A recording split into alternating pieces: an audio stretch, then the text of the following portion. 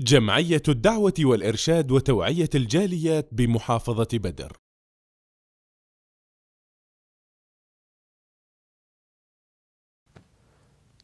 বিসমিল্লাহ, আলহামদুলিল্লাহ, সালাতু ওয়াসসালামু আলা রাসূলিল্লাহ, আবাদ। আমাদের মুসলিম সমাজে সর্বত্র হারে সব জায়গায় সুদের ব্যাপকতা এবং সুদ বৃদ্ধি পাচ্ছেই। এটি কখনো সুদ আর কমতেছে না। মানুষ সুদ লেনদেন, সুদি কারবার চালিয়ে যাচ্ছে। কেন বা চালিয়ে যাবে না? এই দিয়ে তো তারা দুনিয়ার সম্পদ বৃদ্ধি করতেছে। আখেরাতে যদিও তাদের কোনো অংশ নেই। সুদ যেটা হলো আর রিবা, রিবা অর্থ বৃদ্ধি পাওয়া, সম্পদের বৃদ্ধি পাওয়া। সুদ কখন হবে? যে কোনো প্রকার জিনিস লেনদেনে যদি কম বেশি হয় তখন এটি সুদে গণ্য হবে, যেটি আল্লাহ রাব্বুল আলামিন সত্য আকাশের উপর থেকে হারাম করেছেন। এই যে সুদ খাচ্ছেন, সুদ দিচ্ছেন, সুদ লিখতেছেন, সুদের সাক্ষী থাকতেছেন, এই সুদ বিষয়ে মহান রব্বুল আলামিন কোরআনে কারিমে একাধিক জায়গায় এর ভয়াবহতা, এর শাস্তি বর্ণনা করেছেন। কোথায় তিনি বলেছেন যে সুদ খাবে সে কিয়ামতের দিন শয়তান জিন যখন আশ্রয় করে বিবেক হারাহীন হয়ে থাকে সেই রকমভাবে কবরে উঠবে।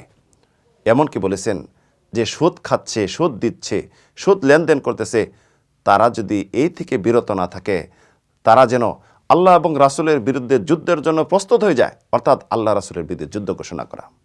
সুদ যারা লেনদেন করতেছে তাদের উপর সত্য আকাশের উপর থেকে লানত। রাসূল ইরশাদ করেছেন, লাআন আল্লাহ আকিলা রিবা ও মুকিলাহু ও শাহিদাই ও কাতিবাহু। আল্লাহ রাব্বুল আলামিনের লানত, তার রহমত থেকে বঞ্চিত। তিনি কখনো তার দিকে সুদৃষ্টিতে তাকাবেন না যারা সুদ খায়, সুদ দেয় এবং সুদ লেখে আর সুদ লেনদেনে সাক্ষী থাকে, সিগনেচার করে। তারা পাপের দিক দিয়ে সব সমান। তো এরকম আরও ভয়াবহতা এই সুদখোরদের বিরুদ্ধে আল্লাহ রাব্বুল আলামিন ঘোষণা করেছেন। আজকে আমরা এটি জানার বিষয় নয়, আজকে আমরা জানব সুদের সর্বনিম্ন একদম কম অপরাধ কি। যদি কার মধ্যে বিবেক থাকে এবং মনুষ্যত্ব বোধ থাকে, আল্লাহ রাব্বুল আলামিন যে মানুষকে আশরাফুল মাখলুকাত, সৃষ্টির সেরা জীব করে সৃষ্টি করেছেন, আপনি যদি সৃষ্টির সেরা জীব হয়ে থাকেন, অবশ্যই এটি শোনার পরে আপনার গায়ে লাগবে এবং মনুষ্যত্ববোধে লাগবে। আপনি অবশ্যই হেদায়েতপ্রাপ্ত হবেন এবং এইগুলি কারবার যদি করে থাকেন তওবা করবেন এবং ছেড়ে দিবেন। রাসূল সাল্লাল্লাহু আলাইহি ওয়াসাল্লাম ইরশাদ করেছেন, যে হাদিস ইমাম আহমদ তার মুসনাদে বর্ণনা করেছেন, দিরহামুন রিবা ইয়াকুলুহু রাজুল ওয়া হুয়া ইয়ালাম।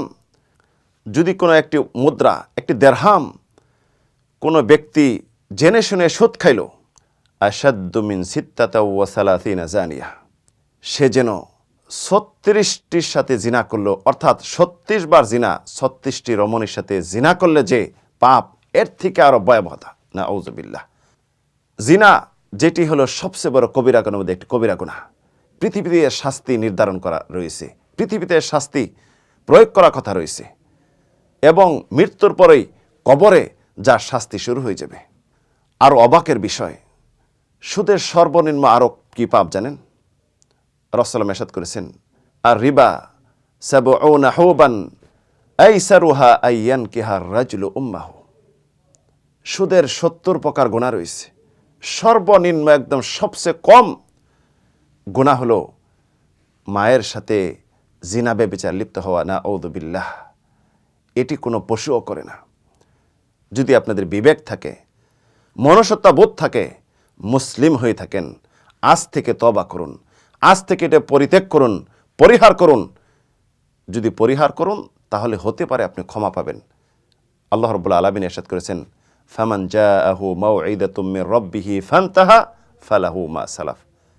অতঃপর যদি এই সুদখোরদের কাছে আল্লাহ রাব্বুল আলামিনের পক্ষ থেকে উপদেশ আসে, যদি জানলো এটি হারাম, তৎক্ষণে সে যদি বিরত থাকে, পূর্বে যা করেছিল এটি আল্লাহ রাব্বুল আলামিনের কাছে ছেড়ে দিতে হবে, হতে পারে আল্লাহ রাব্বুল আলামিন ক্ষমা করে দিবেন।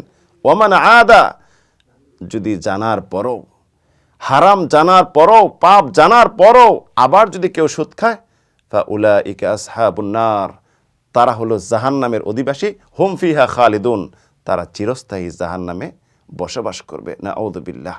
এই দুনিয়ার যে আগুন রয়েছে, এই আগুনের আরও 69 গুণ বেশি তাপ যে জাহান্নামের, কিভাবে সহ্য হবে? যদি আপনার বিবেক থাকে, মনুষ্যত্ববোধ থাকে আজ থেকে পরিত্যাগ করুন এবং সত্যিকার অর্থে মুসলিম হিসাবে জীবনযাপন করুন।